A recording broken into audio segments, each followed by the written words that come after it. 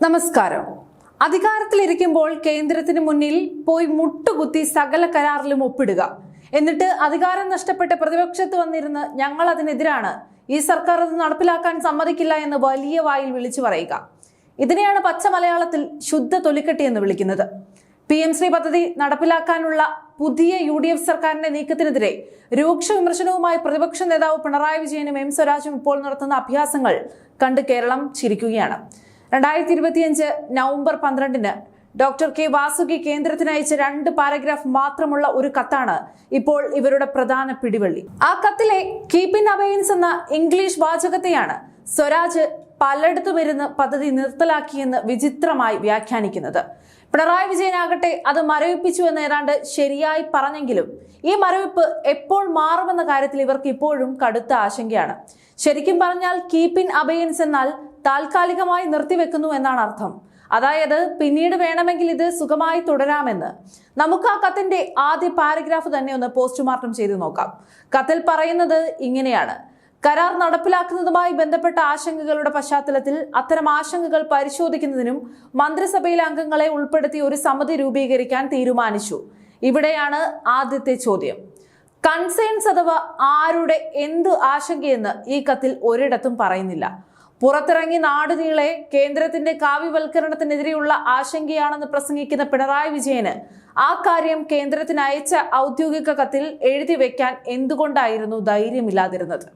സംസ്ഥാനത്തിന്റെ അവകാശ ലംഘനമാണെന്ന് പറയാൻ പേടിയായിരുന്നു. കരാറിന്റെ മറുഭാഗത്തുള്ള കേന്ദ്ര സർക്കാരിന് അത് അറിയാനുള്ള അവകാശമില്ലേ?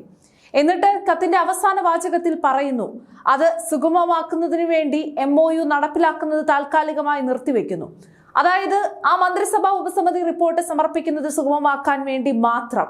പക്ഷേ ആ സമിതി ഒരു തവണ പോലും കൂടിയിട്ടില്ല എന്നാണ് സഖാക്കളുടെ ഇരട്ടത്താപ്പ് വ്യക്തമാക്കുന്നത്. ആ റിപ്പോർട്ട് കഴിഞ്ഞ സർക്കാർ പോകുന്നതുവരെ കൊടുക്കാതിരുന്നത് എന്തുകൊണ്ടായിരുന്നു? ഇനി ആ കത്തിന്റെ രണ്ടാമത്തെയും അവസാനത്തെയും ആ ഒരു പാരഗ്രാഫ് നോക്കണം. അതനുസരിച്ച് ധാരണാപത്രം നടപ്പിലാക്കുന്നതുമായി ബന്ധപ്പെട്ട തുടർ നടപടികൾ സ്വീകരിക്കുന്നതിന് മുൻപ് റിപ്പോർട്ട് ലഭിക്കുന്നതുവരെ കേരള സർക്കാർ കാത്തിരിക്കുമെന്ന് അറിയിക്കാൻ താൻ നിർദ്ദേശിക്കപ്പെട്ടിരിക്കുന്നു. കണ്ടോ ബുദ്ധി? തുടർ നടപടികൾ സ്വീകരിക്കില്ല എന്ന് കത്തിൽ ഒരിടത്തും പറഞ്ഞിട്ടില്ല. സർക്കാർ റിപ്പോർട്ടിനായി കാത്തിരിക്കുമെന്ന് മാത്രമാണ് പറയുന്നത്.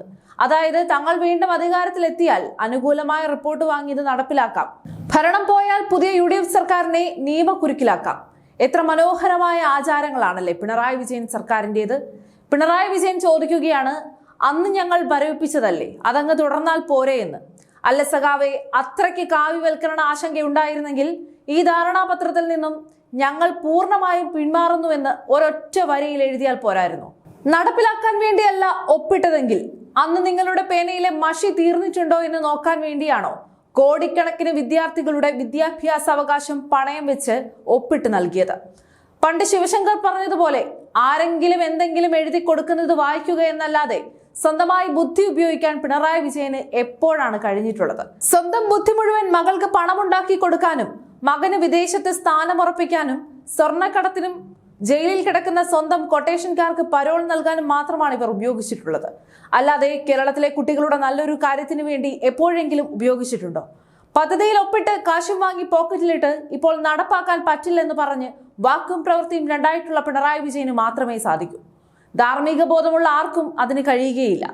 PM-ശ്രീയുമായി ബന്ധപ്പെട്ട് ഒരു കടലാസിലും ഒപ്പിടാത്ത VD സതീശൻ സർക്കാർ കേന്ദ്രത്തിന് മുന്നിൽ മുട്ടുമടക്കിയെന്നാണ് പ്രതിപക്ഷ നേതാവിന്റെ പുതിയ ഭാഷ്യം. അങ്ങനെയെങ്കിൽ അന്ന് സ്വന്തം ക്യാബിനറ്റിൽ പോലും ചർച്ച ചെയ്യാതെ MOU ഒപ്പിട്ട പിണറായി വിജയൻ എന്തെല്ലാം കാര്യങ്ങളാണെന്ന് കേന്ദ്രത്തിന് മുന്നിൽ മടങ്ങിപ്പോയതെന്ന് കേരളം ചോദിച്ചു പരിഹസിക്കുകയാണ്.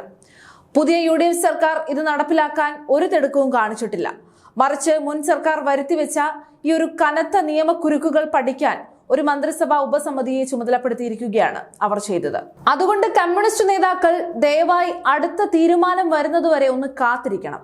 വെറുതെ പ്രസ്താവനകൾ ഇറക്കി ജനങ്ങൾക്ക് മുന്നിൽ ഉരുണ്ട് നാണം കിടരുത്.